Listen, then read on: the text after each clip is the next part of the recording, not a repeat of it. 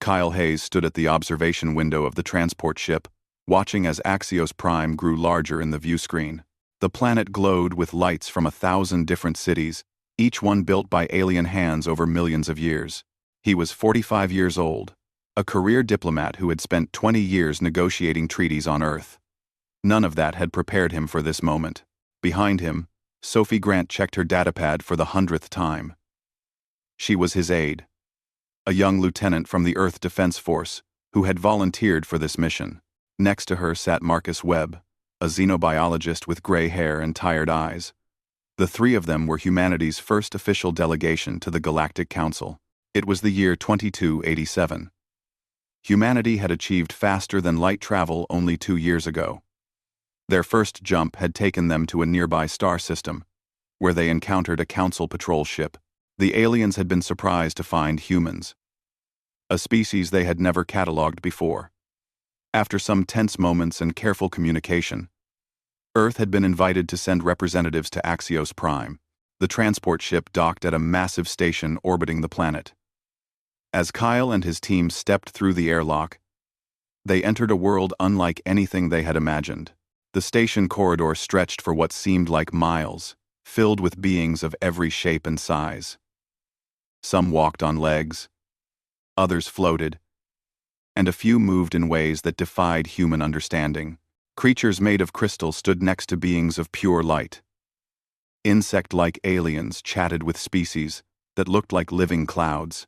A guide met them at the entrance. It was a tall, thin creature with blue skin and 4 arms. It introduced itself as Pell, a junior assistant to the Council. Pell explained that the Grand Assembly was currently in session, discussing the ongoing war effort. Kyle and his team would be given quarters and allowed to observe the sessions, but they would not be permitted to speak unless specifically invited.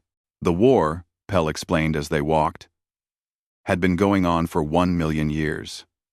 The enemy was called the Devourers, a race of crystalline beings that consumed entire star systems for energy. The Galactic Council, which represented 847 different species, had been fighting them for longer than human civilization had existed. Kyle's quarters were luxurious by human standards but clearly designed for someone else. The bed was too hard, the lights too bright, and the air smelled faintly of sulfur. He didn't complain. Earth needed this alliance. Humanity was alone in their corner of space, and the protection of the Council could mean the difference between survival and extinction. The next morning, Kyle attended his first Council session. The Grand Assembly Hall was enormous, a circular chamber with seats rising up in tiers for thousands of delegates. At the center sat the High Chancellor, a being of pure energy named Dramos, who held the position for the last 80,000 years. Next to the Chancellor sat the High Strategos, a reptilian creature called Venthor, who commanded the Council's military forces. Kyle sat in the observation gallery with Sophie and Marcus, watching as the Council discussed battle reports. A recent engagement had gone badly. The Devourers had destroyed 3 Council fleets, costing millions of lives. The delegates discussed the defeat in calm, measured tones, as if they were analyzing an old historical event rather than a fresh tragedy. Venthor presented the military analysis. He explained that the Devourers had used the same tactics they always used, adapting their formations to counter the Council's standard response. The Council forces had executed their battle plan perfectly, but the enemy had simply been better prepared. The High Strategos recommended reinforcing the defensive perimeter and waiting for the Devourers to overextend themselves, a strategy that had worked successfully 200,000 years ago. Kyle listened with growing disbelief. He was not a military expert, but he had studied enough human history to recognize stale thinking when he saw it. The Council was fighting a million-year war using tactics that were hundreds of thousands of years old. They spoke of adaptation, but they never actually changed anything. They had refined their strategies to perfection, but perfection meant predictability. During a break in the session, Kyle approached Pell and asked if visitors were ever allowed to contribute to discussions. Pell looked shocked at the question. The Grand Assembly, he explained, was reserved for member species only. Humanity was not yet a member. Even if they were, it would take thousands of years to earn the respect necessary to speak on military matters. The council valued experience and wisdom above all else, and humanity was barely more than children in their eyes. Kyle returned to his quarters frustrated. That evening, he wrote a report for Earth, explaining what he had observed. The council was powerful, yes, but they were also trapped by their own traditions. They had been fighting the same war for so long that they had forgotten how to think differently. Over the next 2 weeks, Kyle attended every session he could. He watched as the council debated endlessly, voting on minor adjustments to strategies that had failed countless times before. He saw reports of entire planets lost, billions of lives extinguished, and yet the response was always the same. Refine the existing plan. Trust in the ancient wisdom. Wait for the enemy to make a mistake. Sophie noticed his growing agitation. One night, she found him in his quarters, surrounded by holographic displays showing battle maps and tactical analyses. He had been studying the war, comparing it to conflicts from human history. The parallels were disturbing. The council was making the same mistakes that had cost human generals their armies throughout history. They were inflexible, overconfident, and convinced that their way was the only way. Marcus warned him to be careful. The council did not appreciate outsiders questioning their methods. Earth needed allies, not enemies. Kyle agreed, but he couldn't shake the feeling that he was watching a slow-motion disaster. The council was losing the war, even if they refused to admit it. On the 15th day of his stay, Kyle made a decision. During a military briefing session, after Venthor had finished presenting another failed operation and recommending the same tired response, Kyle stood up in the observation gallery. Before Pell could stop him, he spoke out loud, his voice carrying across the vast chamber. He suggested an alternative strategy, a flanking maneuver, based on tactics used by human generals in Earth's Second World War. It was a simple idea, one that took advantage of the Devourer's predictable response patterns. The entire assembly fell silent. Thousands of alien eyes turned toward him. Venthor's response was cold and dismissive. The High Strategos explained that the council had considered and rejected similar approaches thousands of years ago. Such primitive tactics had no place in modern warfare. Kyle tried to argue, but Pell grabbed his arm and pulled him back to his seat, whispering urgently that he had just committed a serious breach of protocol. The session continued as if nothing had happened, but Kyle noticed the stares that followed him as he left the chamber. He had made an impression, but not the kind he had hoped for. 3 weeks had passed since Kyle's outburst in the assembly. The atmosphere around the human delegation had grown noticeably colder. Pell still performed his duties as their guide, but his manner had become formal and distant. Other council members avoided them in the corridors. Even the few aliens who had shown friendly curiosity about humanity now kept their distance. Kyle knew he had made a mistake, but he couldn't bring himself to regret it. Every day brought news of more losses. Another fleet destroyed. Another colony world consumed by the Devourers. Millions of lives snuffed out because the council was too proud to try something different. The waste of it all gnawed at him. Sophie tried to convince him to apologize and keep quiet for the remainder of their visit.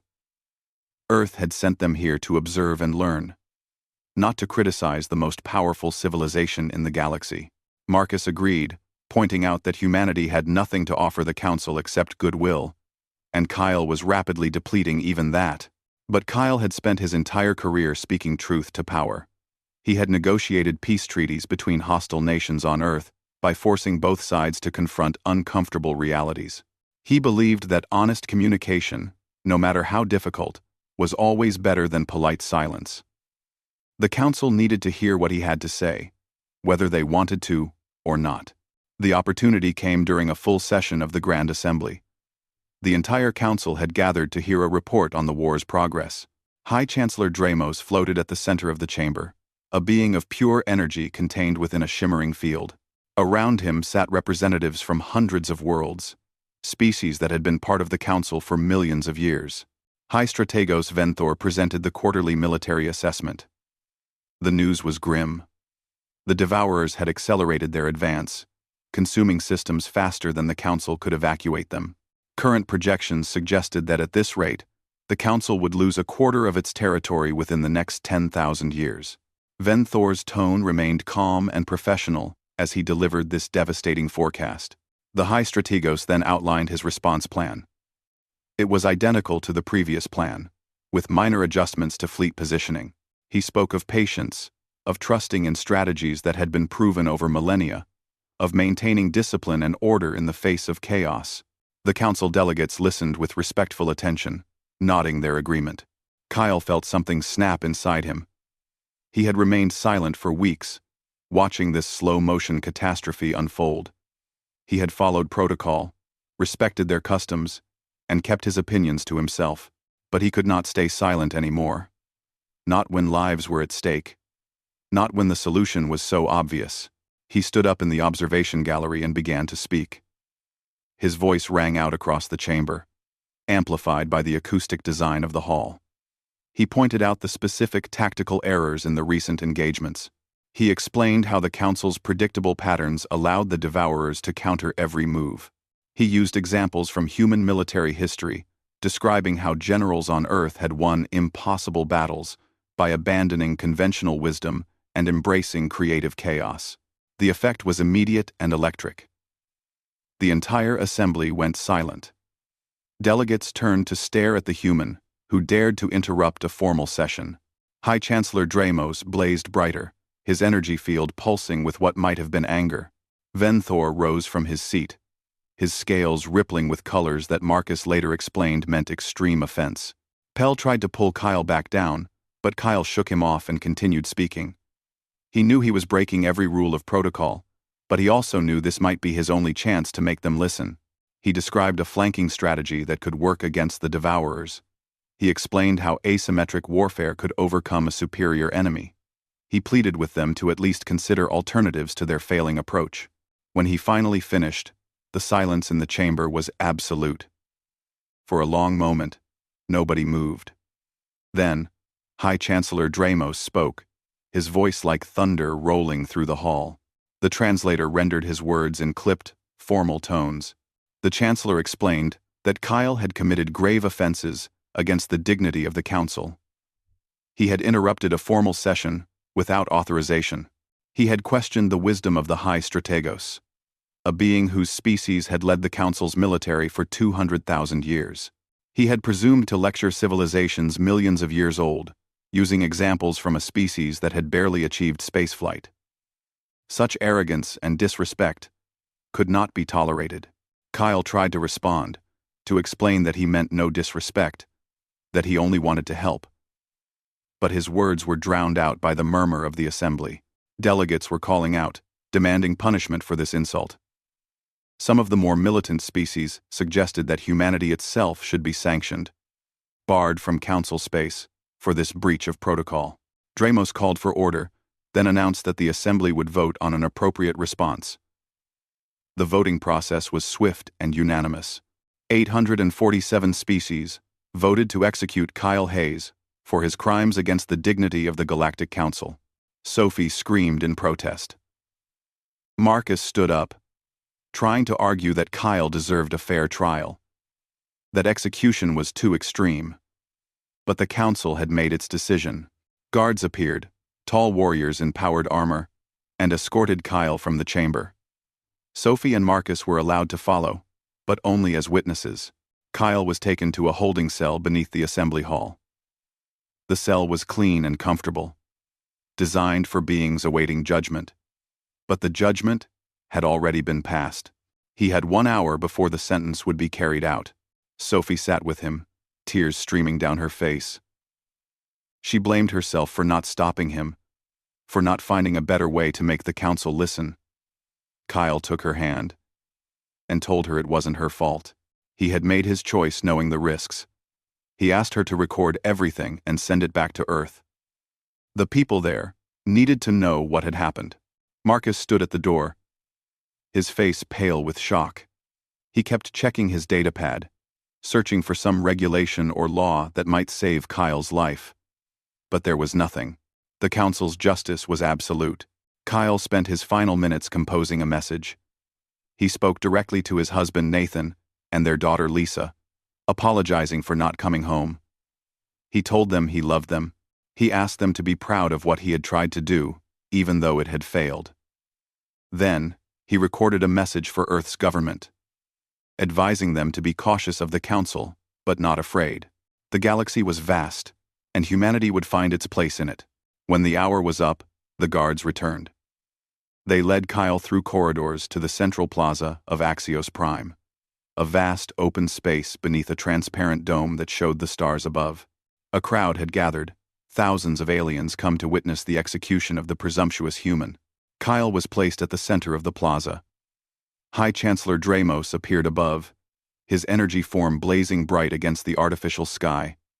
He read out the charges and the sentence. Kyle was given a chance to recant his words, to apologize for his disrespect. The entire galaxy seemed to hold its breath, waiting for his response. Kyle looked up at the stars visible through the dome. He thought about Earth, so far away. He thought about all the people who would die if the Council continued on its current path. Then he spoke clearly and firmly. He would not apologize for speaking the truth. If that truth offended them, then perhaps they needed to be offended. The disintegration field activated. Kyle Hayes ceased to exist, his atoms scattered to nothing in an instant. Sophie collapsed, sobbing. Marcus caught her, holding her up as they were forced to watch their friend and colleague die for the crime of trying to help. After it was done, they were escorted back to their ship. A Council official informed them that humanity was barred from Council space for 1,000 years. Earth was advised to focus on its own development and to remember the consequences of arrogance. The human ship departed Axios Prime 12 hours later, carrying 2 traumatized survivors and the recordings of everything that had happened. Kyle Hayes was gone, executed for speaking uncomfortable truths to those who refused to hear them. The Council returned to its deliberations, confident that order had been restored and that the lesson would not be forgotten. 3 months after Kyle Hayes died on Axios Prime, something impossible happened in the depths of Devourer space. Within the crystalline networks that housed their collective consciousness, a new calculation was running. It was a calculation that had never been performed before in their million-year existence. The Devourers did not think like organic beings. They had no emotions, no individual identities, no concept of self beyond the collective. They were a hive mind of pure logic, billions of crystalline entities connected through quantum resonance, processing information faster than any organic brain could imagine. They had fought the Galactic Council for 1,000,000 years by analyzing patterns, predicting responses, and adapting their tactics accordingly. They were very good at predictions. Too good, perhaps. They had reduced warfare to mathematics, turning every battle into an equation with a calculable outcome. The Council's strategies were ancient and refined, which made them perfectly predictable. The Devourers could anticipate every move, counter every formation, and exploit every weakness. Victory was inevitable, just a matter of time and resources. Then they intercepted a transmission from Axios Prime. The Council's security was excellent, but the Devourers had been monitoring their communications for thousands of years. They had learned to break the encryption, to filter through the noise, to identify important information. This particular transmission was marked as high priority, distributed to all Council worlds. It was a recording of a human named Kyle Hayes speaking in the Grand Assembly. The Devourers analyzed it with their usual thoroughness. They cataloged the human's physical characteristics, identified his species as newly contacted, and began processing his words. What they found disturbed their calculations in ways they had never experienced. The human spoke of tactics that made no mathematical sense. He referenced historical battles from his homeworld, where smaller forces defeated larger ones through unpredictable actions. He described strategies that relied on chaos, creativity, and intuition rather than careful planning. He advocated for abandoning proven methods in favor of untested alternatives. The Devourers ran simulations, They modeled the humans' suggested tactics against their own forces. The results were unsettling. Not because the tactics would definitely work, but because the outcomes varied wildly depending on countless unpredictable variables. The human approach introduced chaos into their equations, making accurate predictions impossible. This troubled the collective mind. They expanded their research, accessing databases that the Council had carelessly left exposed during humanity's brief visit. They discovered thousands of years of human military history, a catalog of conflicts spanning from primitive tribal warfare to nuclear standoffs. The patterns they found defied their understanding of logical warfare. Humans fought wars for reasons that made no sense. They made tactical decisions based on emotion, pride, and desperation. They won battles they should have lost through sheer stubborn refusal to accept defeat. They turned disasters into victories by embracing chaos rather than fighting against it. Their greatest military leaders were often those who broke the rules, who ignored conventional wisdom, who trusted their instincts over careful analysis. The Devourers calculated probability matrices for human involvement in the Galactic War. If humanity remained isolated, they posed no threat. They were technologically primitive, confined to a small region of space. But if humanity joined the Council, if they were allowed to influence military strategy, the variables became impossible to manage. The collective mind ran scenario after scenario.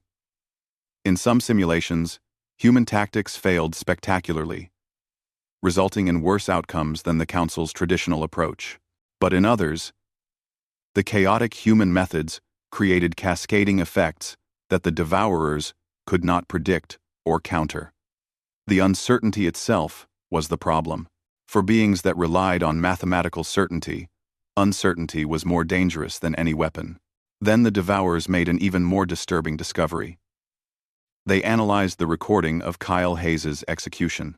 They studied the human's final words, his refusal to recant, his willingness to die for his convictions.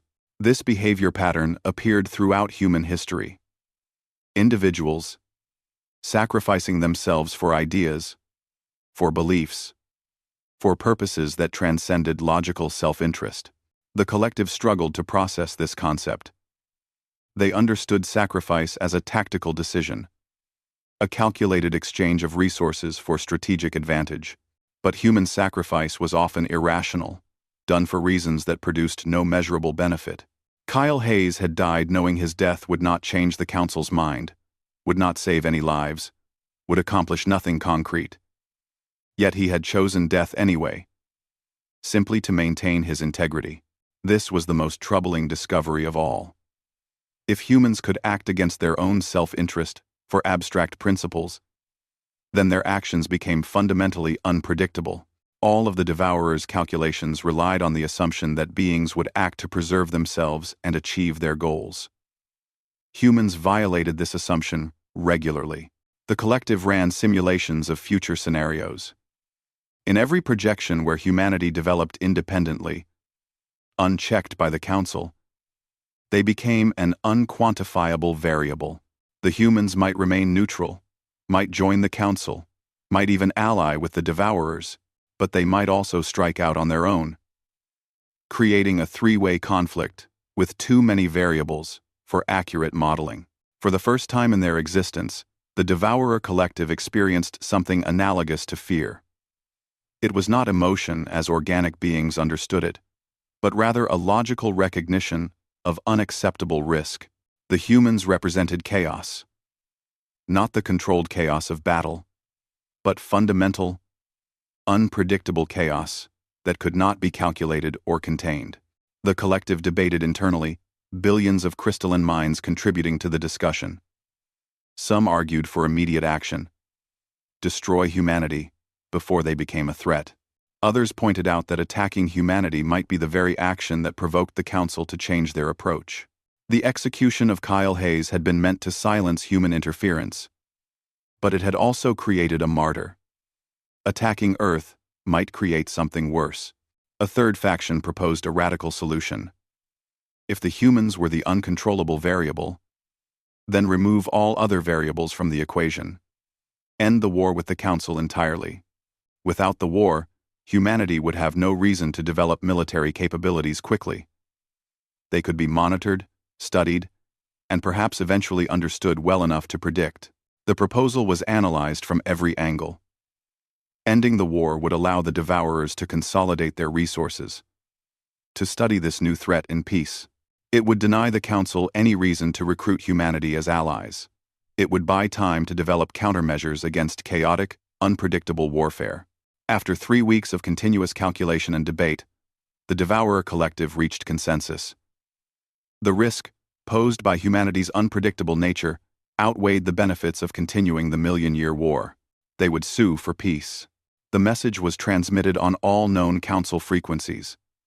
It was brief and formal, translated into every major language of the galaxy. The Devourers offered unconditional surrender and requested immediate negotiations for a permanent peace treaty. They stated clearly that their decision was based on the emergence of new strategic variables that made continued conflict inadvisable. The message included a specific reference to Kyle Hayes. The Devourers stated that his execution had demonstrated the existence of species capable of irrational sacrifice for abstract principles. They calculated that such species represented an unquantifiable threat to their logical approach to warfare. Therefore, they were choosing to remove themselves from the conflict before this threat could develop further. The transmission was received simultaneously by thousands of Council worlds. Within hours, it had spread throughout the galaxy. The Million-Year War, the conflict that had defined galactic civilization for longer than most species could remember, had ended. And it had ended because a crystalline hive mind was afraid of one dead human and the chaotic species he represented. The Council's leadership gathered an emergency session on Axios Prime, trying to comprehend what had just happened. High Chancellor Dramos, who had personally ordered Kyle Hayes' execution just 3 months earlier, stared at the message in disbelief. The war was over, won not through superior strategy or ancient wisdom, but because the enemy was terrified of humanity's unpredictability. Nobody knew what to say. The implications were staggering and deeply uncomfortable. They had killed an ambassador for speaking uncomfortable truths, and that execution had somehow ended a war they had been losing for 1,000,000 years. The emergency session of the Galactic Council lasted for 6 days without pause. Delegates who normally required sleep went without it. Species that needed to return to their environmental chambers every few hours pushed themselves to their limits. The Grand Assembly Hall buzzed with hundreds of conversations in dozens of languages as the most powerful civilization in the galaxy tried to understand how their million-year war had suddenly ended. High Chancellor Dramos floated at the center of the chamber. His energy form dimmed with exhaustion. He had reviewed the Devourer message countless times, analyzing every word for hidden meanings or deception. But the message was exactly what it appeared to be: an unconditional surrender, motivated by fear of humanity. High Strategos Venthor paced back and forth on his platform, his scales shifting through colors that indicated confusion and anger. For 200,000 years, his species had led the military efforts against the Devourers. He had spent his entire life studying the enemy, learning their patterns, refining strategies to counter their tactics. And now, without a final battle, without even a proper negotiation, the war was simply over. The Council had accepted the surrender, of course. They had no choice. The Devourers had pulled back their forces, ceased all hostile actions, and were already transmitting coordinates for peace negotiations. To reject the surrender would be insane, but accepting it meant confronting an uncomfortable truth. They had not won this war through their own efforts. Counselor Sylph was assigned to lead the investigation into what had actually happened. She was a Gestalt intelligence. Her consciousness spread across thousands of individual units that functioned as a single mind. Her species specialized in pattern recognition and analysis, making her ideal for understanding complex situations. Sylph spent days reviewing every piece of available data. She analyzed the timeline of events, cross-referenced the Devourer message with Council intelligence reports, and interviewed everyone who had been present for Kyle Hayes' visit. What she discovered was deeply troubling. She presented her findings to a closed session of the Council's inner circle. Only the High Chancellor, the High Strategos, and a dozen senior counselors were present. Sylph projected her analysis onto holographic displays that filled the chamber. The evidence was clear and undeniable. The Devourers had surrendered specifically because of humanity. They had intercepted Kyle's speech, studied human military history, and concluded that human unpredictability posed an unacceptable strategic risk. The timing was too precise to be coincidental. The Devourers had been winning the war steadily for thousands of years, and then suddenly surrendered 3 months after witnessing Kyle Hayes' execution. The reaction in the chamber was explosive. Some counselors refused to believe it. They argued that the Devourers must have other reasons, that this was a trick or a deception. Others demanded that the analysis be classified immediately. If word got out that a primitive species had ended the war, the Council's authority would be undermined across the galaxy. But a small group, led by Counselor Orn, saw the situation differently. Orn was a methane breather, his species ancient even by Council standards. They were philosophers and historians, valued for their wisdom and long perspective. Orn had been one of the few delegates who had listened carefully to Kyle's original speech before the execution. Orn spoke slowly and carefully. His words translated through the chamber's systems.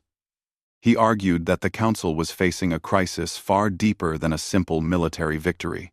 They had executed an ambassador for telling them uncomfortable truths. They had killed a being who was trying to help them, simply because his help came in a form that challenged their pride and tradition. Kyle Hayes had been right, Orn continued. The human had identified real problems with the Council's military strategy.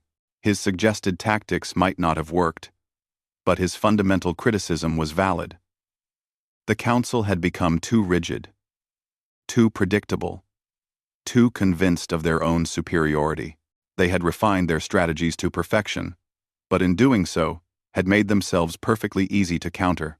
The Devourers had surrendered not because humanity was stronger than the Council, but because humanity represented something the Council had lost: the ability to be unpredictable, creative, and adaptive. The Million-Year War had ended because a crystalline hive mind recognized what the Council refused to admit: that ancient wisdom was not always superior to fresh thinking. The debate raged for hours. High Strategos Venthor argued passionately that the Council's strategies were sound, proven over millions of years. Any failures were due to resource limitations or bad luck, not fundamental flaws. To suggest otherwise was to disrespect countless generations who had fought and died using those same strategies. But Counselor Sylph supported Orn's analysis. Her investigation had revealed troubling patterns in the Council's decision-making. Over the past 100,000 years, the rate of innovation had declined steadily. New ideas were automatically rejected in favor of proven methods. Younger species were dismissed as inexperienced. The Council had become an echo chamber, where ancient voices drowned out any alternatives. High Chancellor Dramos listened to all arguments before speaking. His energy form pulsed slowly as he considered the implications. Finally, he addressed the chamber with a question: what should the Council do now? Several options were debated. Some counselors wanted to destroy humanity immediately, eliminating the threat before it could develop. Others suggested isolating Earth, ensuring that humans never gained enough power to challenge Council authority. A few proposed recruiting humanity as allies, bringing them into the Council under strict supervision. Orn proposed something different. He suggested that the Council should go to Earth and tell them the truth, admit what had happened, acknowledge that Kyle Hayes had been right and that his execution was a mistake, offer reparations and a formal apology, and most importantly, learn from the humans rather than trying to control them.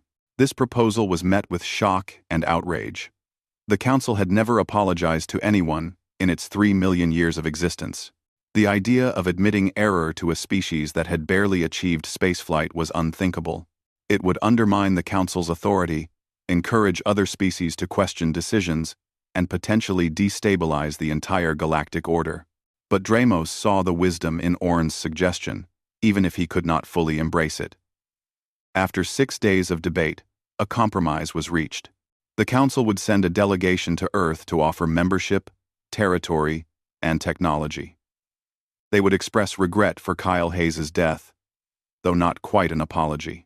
But they would not reveal the full truth about why the war ended. The vote was close, passing by only a small margin. Many delegates remained opposed, but they accepted the majority decision. High Chancellor Dramos volunteered to lead the delegation himself, an unprecedented gesture. In 50,000 years, no High Chancellor had left Axios Prime. The decision to do so now signaled the seriousness of the situation. Preparations began immediately. A diplomatic ship was prepared, gifts selected, and messages drafted. The delegation would include representatives from several major species, as well as Councillor Orn, who had pushed for truthfulness. High Strategos Venthor would remain on Axios Prime, quietly seething at what he saw as a surrender to primitive thinking. Before the delegation departed, Dramos met privately with Sylph and Orn. He asked them directly, could they be certain that hiding the truth was wise? Both counselors advised against it. Love, when? Sylph's analysis suggested that humans would eventually discover what had happened, and finding out through their own investigation would damage trust far more than immediate honesty. Orn argued that the Council's greatest weakness was its inability to admit mistakes, and this was a chance to change. But Dramos was constrained by the Council's vote. He could express regret, offer compensation, and extend friendship. But he could not reveal that humanity had ended the war without the Council's permission to share that truth. He hoped that would be enough. The delegation departed Axios Prime 6 months after Kyle Hayes' execution. The journey to Earth would take several weeks, giving them time to refine their message and prepare for what they hoped would be a new beginning. They carried with them offers of alliance, technology, and territory. They also carried the weight of uncomfortable truths they were forbidden to speak. None of them knew that Kyle's aide, Sophie Grant, had spent those same 6 months becoming an expert on devourer psychology and military history. None of them knew that she had been analyzing the timeline of events, looking for connections. And none of them knew that she would be present at the negotiations, ready to ask questions they did not want to answer. The Council delegation arrived at Earth on a clear autumn morning. Their ship descended through the atmosphere, gleaming in the sunlight as it approached Geneva, where the unified Earth government had established its headquarters. Crowds gathered to watch, millions of humans seeing their first alien spacecraft in person. High Chancellor Dramos led the delegation into the assembly hall where Earth's leaders waited. President Daniel Cross stood to greet them, flanked by representatives from every nation on Earth. The room was filled with tension and curiosity.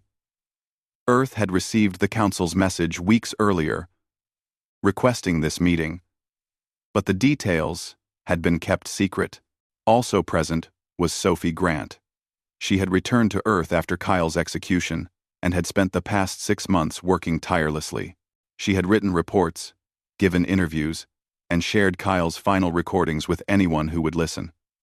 She had also been studying everything she could find about the Devourers and the war. When she learned the Council was coming to Earth, she had used her connections to ensure she would be in the room. Marcus Webb sat beside her, still haunted by what they had witnessed on Axios Prime. He had tried to move on, to return to his research, but Kyle's death had changed him. He could not forget watching his friend dissolve into nothing for the crime of trying to help. Dramos began the formal presentation. His energy form glowed bright as he spoke. His words translated into every human language simultaneously. He explained that the Galactic Council, after careful consideration, wished to offer Earth full membership. This was an extraordinary honor, he noted, as most species waited thousands of years before being considered for membership. The offer included immediate access to advanced technology that would accelerate human development by centuries, medical treatments that could eliminate disease and extend life, power generation systems that would solve Earth's energy needs forever. Faster than light, drives that would open the galaxy to human exploration. Additionally, the Council would grant humanity territorial rights to 12 star systems in their region of space. These systems contained habitable planets and rich resources. They would provide room for human expansion and establish Earth as a significant power in galactic affairs. Finally, Dramos expressed regret for the death of Ambassador Kyle Hayes. He explained that the execution had been carried out according to Council law, but acknowledged that perhaps the punishment had been too severe. As compensation, the Council was prepared to offer substantial reparations to Kyle's family and to Earth itself. President Cross listened carefully, his face unreadable. When Dramos finished, Cross thanked him for the generous offer and asked for time to consult with his advisors.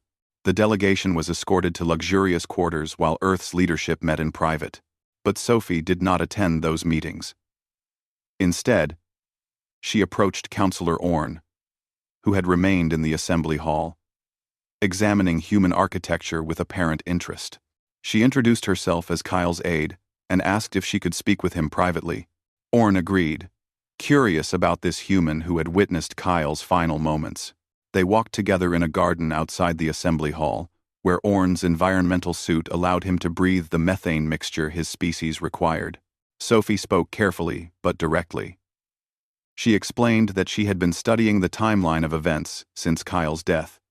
She had noticed that the Devourer surrender came exactly 3 months after the execution. She had analyzed the Devourer message and noticed the specific reference to Kyle.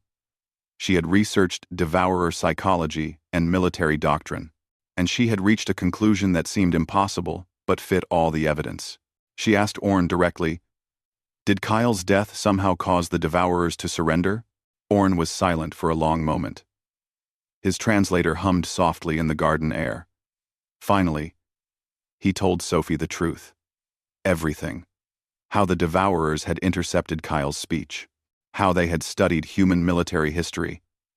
How they had concluded that human unpredictability posed an unacceptable risk. How they had surrendered specifically because they were afraid of what humanity represented. Sophie listened with tears streaming down her face. Kyle had died thinking his words had accomplished nothing. He had sacrificed himself for a principle, never knowing that his sacrifice would end a million-year war. The unfairness of it, the waste, was almost unbearable. Orn explained that the Council had decided not to reveal this truth. They feared it would undermine their authority if the galaxy knew that a primitive species had accomplished what they could not. He told her he disagreed with this decision, which was why he was telling her now. Sophie thanked him and returned to the assembly hall. The negotiations were resuming, with President Cross preparing to respond to the Council's offer. Sophie requested permission to address the delegation. Cross, knowing her history, agreed. Sophie stood before the assembled aliens and humans. She spoke calmly but with absolute clarity. She explained what Orn had told her, revealing the truth about how the war had really ended. She presented the evidence she had gathered, the timeline, the analysis. She made it clear that Earth knew exactly what had happened. The effect was immediate and chaotic. The human representatives erupted in shocked conversation. The Council delegates turned to stare at Orn, who remained silent, neither confirming nor denying Sophie's words. Dramos blazed brighter, his energy form pulsing with what might have been anger or embarrassment. President Cross called for order. When the room quieted, he addressed Dramos directly. He thanked the Council for their generous offer, but stated that Earth could not accept it, under false pretenses. If what Sophie said was true, then Kyle Hayes deserved more than regret and compensation. He deserved to be honored as the being who ended the longest war in galactic history. Cross made a counter-proposal. Earth would consider Council membership, but only under certain conditions. First, the truth about Kyle's role in ending the war must be made public across the entire galaxy. Second, Kyle must receive the highest honor the Council could bestow, whatever that was. Third, The Council must implement reforms that would allow younger species to have meaningful voices in galactic affairs, so that another Kyle Hayes would be heard rather than executed. The demand was audacious. Earth had no leverage, no military power to enforce these conditions. They were asking the most powerful civilization in the galaxy to fundamentally change how it operated, to admit publicly that it had been wrong. Dramos could have refused. He could have withdrawn the offer, left Earth to develop on its own, and maintained the Council's dignity. But he looked at the humans assembled before him. At Sophie, with her evidence and her tears. At Marcus, who had watched his friend die. At President Cross, who demanded truth over treasure. And he recognized something that the Council had lost over millions of years. These humans cared more about honesty and justice than about power and advantage. They would rather stand alone with their integrity than join the galaxy's greatest civilization based on lies. It was irrational, impractical, and completely unpredictable. It was exactly what the Devourers had feared. Dramos made a decision that would change the Council forever. He agreed to all of Earth's conditions. The announcement sent shockwaves across the galaxy. The Council publicly acknowledged that Ambassador Kyle Hayes had ended the Million-Year War through his courage and honesty. They established the Hayes Medal, the highest honor a being could receive for advancing galactic civilization. They implemented democratic reforms that gave younger species real voting power in Council decisions. Not everyone was happy with these changes. High Strategos Venthor resigned in protest, unable to accept that his strategies had failed. Many older species grumbled about humans being given too much influence too quickly. But the reforms stood, supported by Dramos and a growing coalition of counselors who recognized that change was necessary. Earth accepted Council membership 1 year later, after carefully negotiating the terms. They received their 12 star systems, their technology transfers, and their seat in the Grand Assembly. But more importantly, they earned respect as the species that had forced the galaxy's oldest civilization to confront its own failures. 5 years after Kyle's death, the Kyle Hayes Memorial Station opened at the border of human space. It was a diplomatic academy, where young beings from across the galaxy came to learn. Sophie served as its first director, ensuring that the students understood what her friend had died for. The station's central plaza featured a statue of Kyle, cast in bronze brought from Earth. He stood with his hand raised as if speaking, frozen in the moment before his final words. At the base of the statue, his actual last statement was engraved in 100 languages. Question everything, even those who claim to have all the answers. Especially them. Students from hundreds of species passed that statue every day. Some stopped to pay their respects. Others argued about what Kyle's legacy really meant. But all of them learned the story of how one human, armed with nothing but uncomfortable truths, had changed the galaxy forever. The Million-Year War was over, ended not by superior weapons or ancient strategies, but by one person's refusal to stay silent in the face of comfortable failure. The galaxy would never be the same. And somewhere, in the quantum networks of their crystalline minds, the Devourers watched humanity's development with wary respect. Their calculations had been correct. These chaotic, unpredictable beings were indeed too dangerous to fight. Better to keep them as peaceful neighbors than to risk war with a species that valued truth over survival. Kyle Hayes never knew he would win a war. He never knew his death would change civilizations. He only knew that silence in the face of preventable tragedy was unacceptable, even if speaking cost him everything. In the end, that was enough.